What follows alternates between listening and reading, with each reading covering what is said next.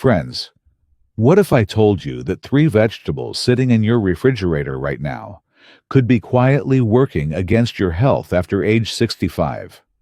I know this sounds impossible. After all, we've been told our whole lives that vegetables are good for us, right? But here's what your doctor might not have mentioned. As our bodies age past 65, the way we process certain foods changes dramatically. Those same healthy vegetables that nourished us in our 40s and 50s can actually interfere with our medications and create unexpected health challenges.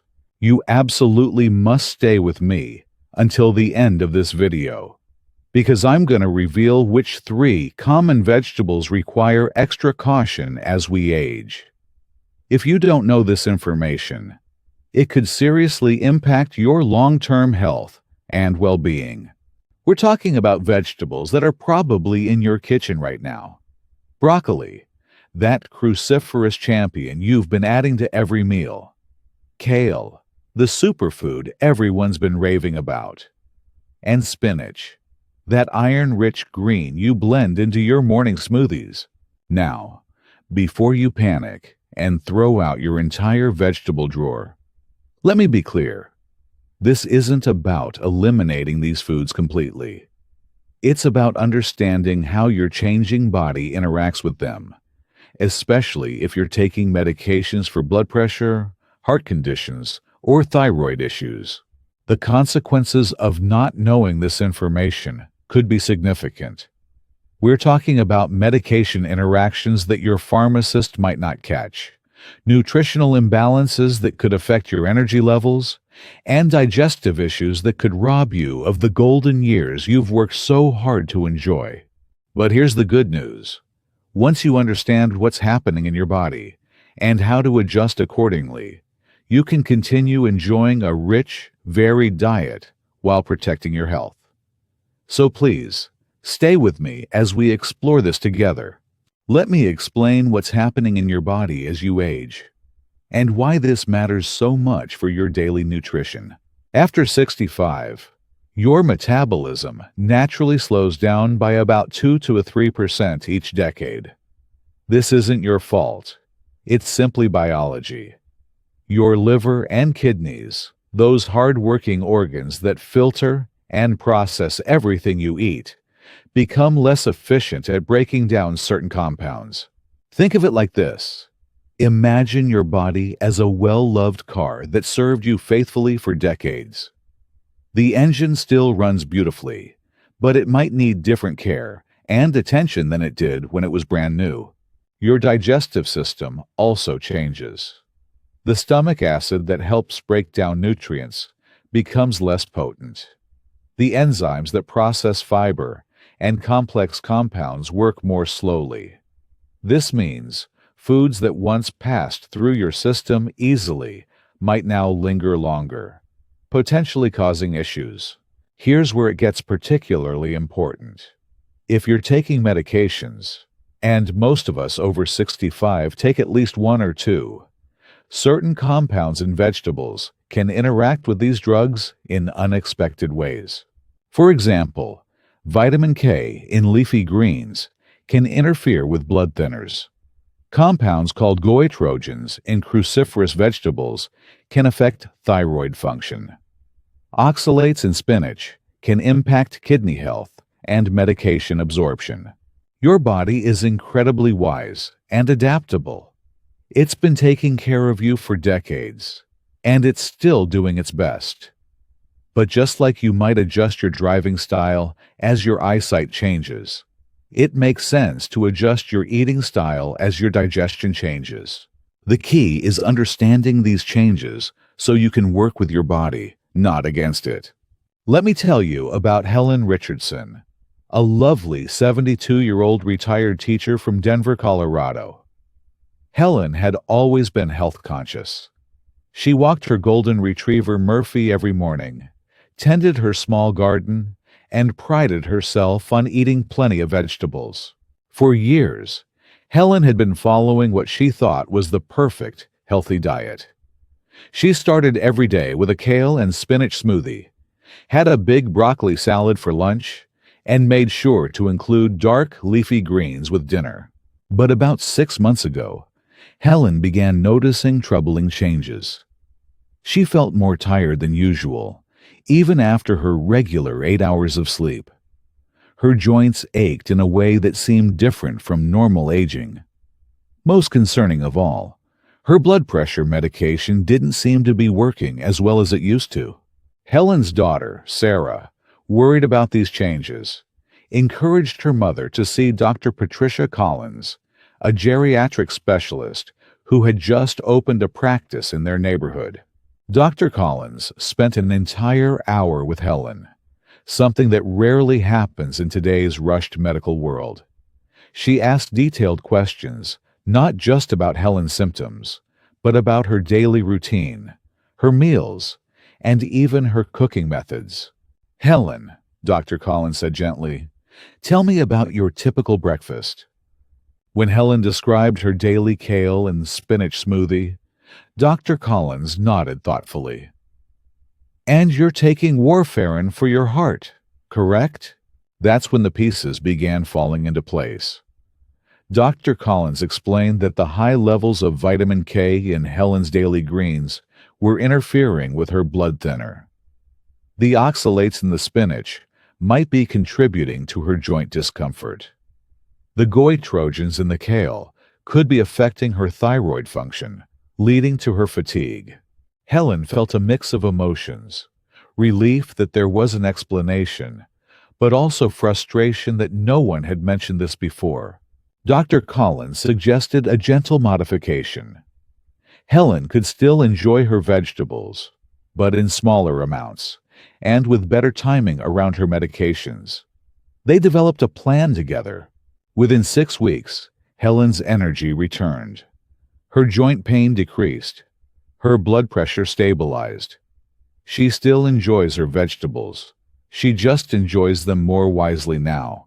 After hearing Helen's story, you might be wondering if your body has been trying to tell you something too. The tricky thing about food interactions is that the symptoms often develop so gradually, we might dismiss them as just getting older. Let me share some signs that might indicate your body is struggling with certain vegetables, especially if you're taking medications. Do you sometimes feel bloated or gassy after meals, even when you haven't eaten anything particularly heavy? This could be your digestive system working harder to process high-fiber vegetables that used to be easy for you to handle. Have you noticed unexplained dizziness or lightheadedness, particularly after meals? This might indicate that compounds in your vegetables are interacting with blood pressure or heart medications. Are you experiencing more fatigue than usual, even though you're eating what you consider a healthy diet? Sometimes too much of certain nutrients can actually work against us, especially when combined with medications. Here's what I want you to try. For the next week, keep a simple food and feeling journal. Just write down what you eat and how you feel 2 hours later. Don't overthink it. Just note things like energy levels, digestive comfort, and overall well-being. Pay special attention to meals that include large amounts of kale, spinach, or broccoli. You're not looking for dramatic reactions. Often, these interactions are subtle. Remember, your body has been your faithful companion for decades. It knows how to communicate with you. But sometimes, we need to slow down and listen more carefully. If you notice patterns, perhaps you feel more tired on days when you have that big kale salad, or your digestion seems off after broccoli-heavy meals. That's valuable information worth discussing with your healthcare provider. Now, let me introduce you to Robert Chen, a 69-year-old retired aerospace engineer from Portland, Oregon. Robert had always approached his health the same way he approached engineering problems, methodically and with attention to detail. When Robert's doctor prescribed a blood thinner following a minor heart episode, Robert researched everything he could about heart-healthy eating. He discovered that spinach was packed with iron and nutrients that seemed perfect for his condition. Robert began adding spinach to everything. Spinach omelets for breakfast, spinach salads for lunch, spinach sautéed with garlic as a side dish for dinner. He was consuming nearly 3 cups of spinach daily, proud of his commitment to healthy eating. But after a few months, Robert noticed something puzzling. His carefully monitored blood pressure readings began fluctuating wildly. Some days they were perfect. Other days they were concerning.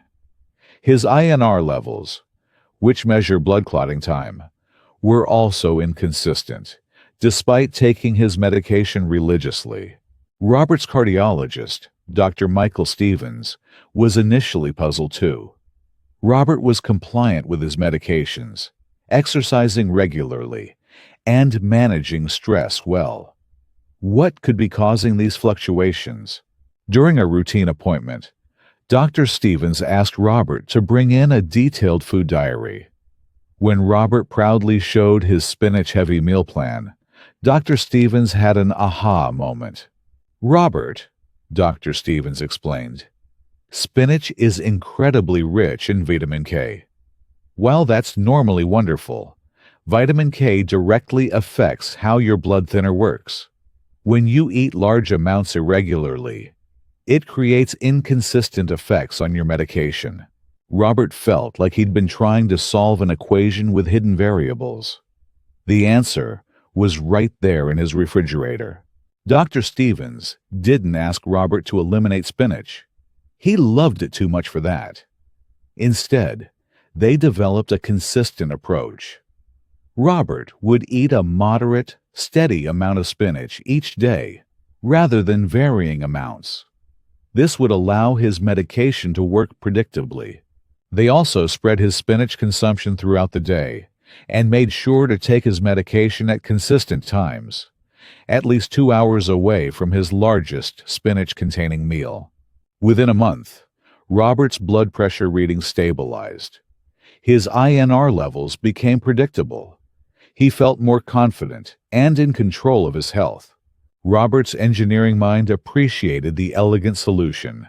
It wasn't about eliminating a healthy food, but about understanding the system and creating consistency within it. After hearing Helen and Robert's stories, you might be feeling worried about your own vegetable intake. Please don't be. The goal isn't to eliminate these nutritious foods from your diet.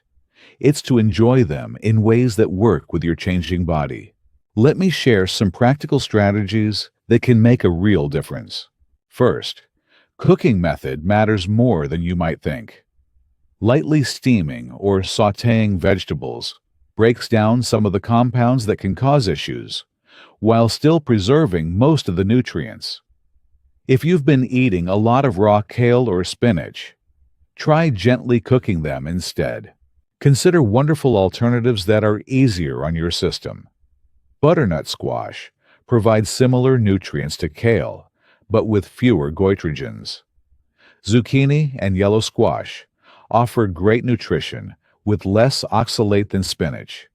Carrots, sweet potatoes, and bell peppers are colorful, nutritious options that rarely cause interactions.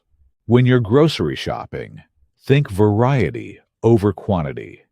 Instead of buying 3 bunches of kale, choose 1 bunch of kale, 1 of Swiss chard, and 1 of romaine lettuce. This gives you nutritional diversity while reducing the risk of getting too much of any one compound. Here's a simple timing strategy. If you take medications, try to eat your larger vegetable portions at least 2 hours before or after taking your pills. This gives your body time to process each separately. Dr. Collins, whom we met in Helen's story, always tells her patients, "The best diet is one that nourishes you without fighting against your medications or your body's natural changes." Remember, moderation and variety have always been the cornerstones of healthy eating. This becomes even more important as we age. Now let me give you 5 practical steps that can help you continue enjoying a rich variety of vegetables while protecting your health. These steps have helped hundreds of seniors I've spoken with over the years. Step 1. Listen to your body and track your responses. Start that simple food and feeling journal I mentioned earlier. Your body is constantly giving you feedback. You just need to tune in and listen. Notice patterns between what you eat and how you feel. Step 2. Make gradual changes, not dramatic ones. If you've been eating large amounts of kale, spinach, or broccoli, don't stop suddenly. Reduce portions slowly over a week or 2. Your digestive system appreciates gentle transitions. Step 3. Communicate with your healthcare team before making significant dietary changes, especially if you take medications. Bring your food journal to your next appointment. Your doctor or pharmacist can help you identify potential interactions you might not notice. Step 4. Embrace variety instead of focusing on single superfoods. Nature provides an incredible array of vegetables, each with different nutrients and compounds. Rotating through different vegetables gives your body diverse nutrition while preventing overexposure to any one compound. Step 5. Monitor your health markers and keep a simple nutrition log. If you check your blood pressure at home, note what you ate that day. If you have regular blood work, pay attention to how the results correlate with your eating patterns. Here's why each step matters. Step 1. Helps you become aware. Step 2. Prevents shocking your system. Step 3. Ensures professional guidance. Step 4. Provides nutritional balance. Step 5. Gives you data to make informed decisions. These aren't complicated medical interventions. They're practical, common-sense approaches that put you back in control of your health. You've been taking care of yourself for decades, and these steps simply help you continue that care with a bit more awareness and intention. As we wrap up our time together today, I want to leave you with this important reminder. Your body has been your faithful companion for all these years, and it knows better than anyone what it needs to thrive. The changes that come with aging aren't obstacles to overcome. They're simply new information to work with. Just as you might adjust your driving route when you discover a faster way home, adjusting how you eat certain vegetables is simply smart adaptation. I hope Helen and Robert's stories have shown you that small, thoughtful changes can make a significant difference in how you feel every day. You don't need to overhaul your entire diet or give up foods you love. You just need to understand how to work with your body's changing needs. If this information has been helpful to you, I encourage you to share it with friends and family members who might benefit. Perhaps you have a sister who's been struggling with unexplained fatigue, or a neighbor who's been having trouble with their blood pressure medication. Knowledge shared is knowledge multiplied. I'd love to hear your own experiences in the comments below. Have you noticed any patterns between certain foods and how you feel? Have you made any dietary adjustments that improved your well-being? Your story might be exactly what another viewer needs to hear.